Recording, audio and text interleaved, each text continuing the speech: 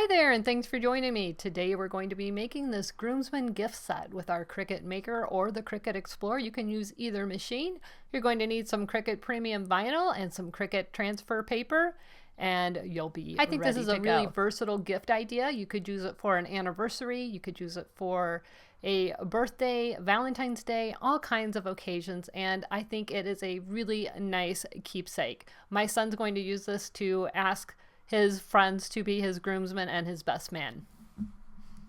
Now there will be a part 2 of this video in which we will personalize the gift box, but that will be to come. I have to let this box set for about 48 hours before I can go any further with it. So I will have that at a later time, but I wanted to go ahead and share this part of the video with you. So let's get started. So I picked this box up at Joann's. They have them at Hobby Lobby as well. And I picked up the Minwax wood finish at Menards. That's a local home improvement store if you don't have one in your area. I'm also wearing some gloves. This Minwax is the color called Classic Gray. You could use any color you want, of course, but I chose this Classic Gray. I thought that would go well with the whole ensemble that we're putting together here. And you want to make sure you shake up your finish really well. And then I'm just using this brush. This is nothing special. It's a cheap brush. I think it was like $1 also at Menards. And I'm just going to begin brushing it on the wood box. Now you want to make sure you wipe the box down before to get off any debris that's on there so you don't get the stain right over it. But just put on a light coat. It's better to work with several light coats than it is to just keep layering it on. Now you really want to go with the grain of the wood. I'm not right here just because I wanted to see what it would do, but try to stick with the grain of the wood. It looks better overall.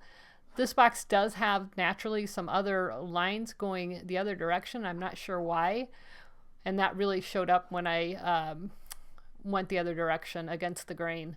So stick with the grain and cover the box lightly. Once I get a nice coat on there, I'm going to take a dry rag, and you should use a lint-free rag or towel of some sort. And then I'm just going to wipe it off. I want to keep that wood grain look. I don't want this to look like a paint. I want it to look like a stain. So what I chose to do was put on a nice coat, and then I'm just going to, again, wipe it off with a lint-free towel. Now I'm going to continue to do this throughout the entire box, inside and outside, and once that's dry, then I will add another layer. You don't want to keep layering it on there really heavy without letting it dry a little bit in between coats. So I'm going to go ahead and finish staining the box. Now while the box is drying, we're going to go ahead and start applying our vinyl to our flask. I'm going to do reverse weeding on this, and I'll show you how that works. I'm using Cricut Premium Permanent Vinyl. I'm using the True Control knife blade to cut out my design, which I cut on the Cricut Maker. All of these products are linked in the description below the video. I'm also using the Cricut transfer paper. Now you can reuse your transfer paper over and over, and that's what I'm doing here. I have used this piece previously, and I've just got a piece of vinyl stuck on there. There we go. So I'm doing reverse weeding, and what that means is I've cut my design out, and instead of weeding it first, I'm going to put the whole entire transfer onto my transfer paper. Now this makes it really convenient and much easier when you're weeding little tiny pieces. And since I had those very thin numbers and letters on my design, I thought this would be the best way to keep everything intact. So what I'm doing is removing the backing, and now that entire piece of vinyl is on my transfer paper. So now I'm going to weed out the excess that I don't want. And this makes it really easy to keep those small pieces intact, the dots on the eyes, the little skinny number 1, and whatnot.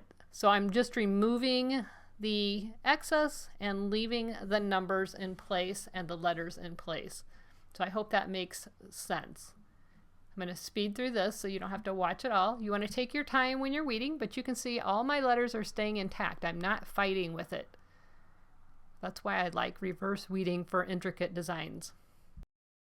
And now that I have all of the excess vinyl removed, I'm going to remove the centers of my letters such as E and O and the number 9 and so on. So I'm just finishing up the weeding here.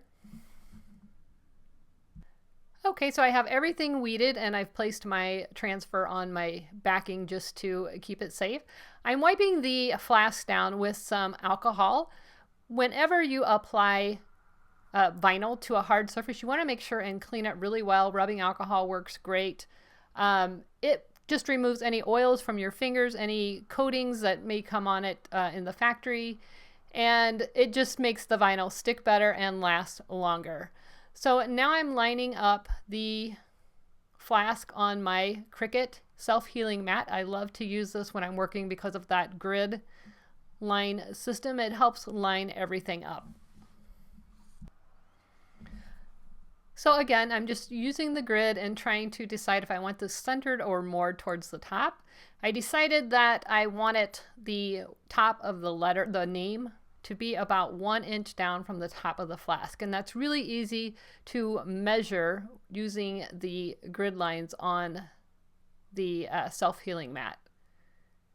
Once I have it into place, I'm going to lay it down and rub it. I'm going to use my brayer first just to make sure that I've got a nice adhesive, but I don't want to scratch that, so I decided to use a towel to rub it down a little bit better.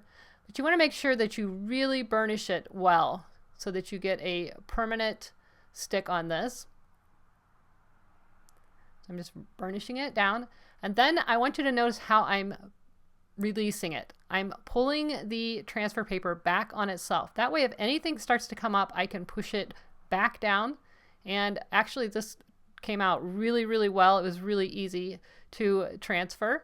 And you can see the finished product here. Again, I'm using the Cricut Permanent Premium Outdoor Vinyl. This will be permanent after 24 hours. I like to let it set about 48, but actually we don't need these till next weekend, so we're going to be good to go. So I think this turned out really nice. You can see I paired this with some etched shot glasses. You can find my video on how to make etched glassware in the description below the video, as well as a link to all the products I used. I think this would make a great gift set for a retirement party, a birthday party, all kinds of things, even Valentine's. That's right around the corner. So I hope you guys enjoyed this video. I will have another follow-up video. I'm going to personalize the box. That will be in my next video. And I hope you guys enjoyed this. If you did, please like, subscribe, and share. And as always, never stop making. See you guys. Bye-bye.